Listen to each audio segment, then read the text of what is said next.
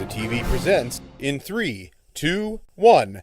Dateline Schools with your host, Terry Harrington.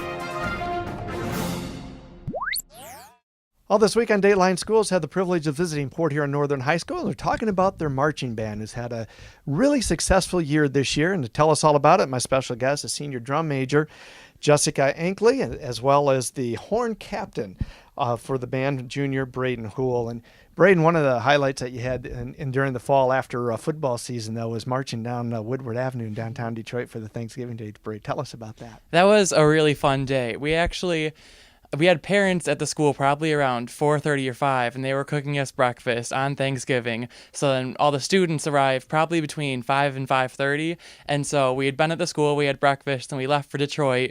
We probably got there around 6:30 or 7, so it felt like we'd been up for hours. We'd only been up for 2 hours. It was still dark when we got there. And then we had donated blankets. We had every band member bring in a blanket that we were going to donate to a homeless shelter in Detroit. And so that's one of the first things we did when we got off the buses. We donated blankets, and we had tons of trash bags that were just full of blankets that we were going to donate, which I thought was really nice to see all the help that the band had provided for those people. And then we marched in the parade, which was it was over an hour. It was the longest route that I've ever marched within the marching band, but it was a fun route to march in. And Jessica, as one of the leaders as a drum major, that's going to be pretty exciting, leading the step down Woodward Ave. It was amazing. I just remember marching into the city. We started on the outskirts, and it was like, oh, I see it in the distance.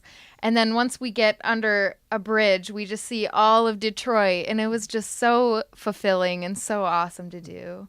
And I know, of course, you've got TV coverage, and I saw the clips of you guys marching and all that. That just kind of adds to the festival, doesn't it? Yeah, it really does. It was very cool for everyone to walk out and go, oh, I was on TV.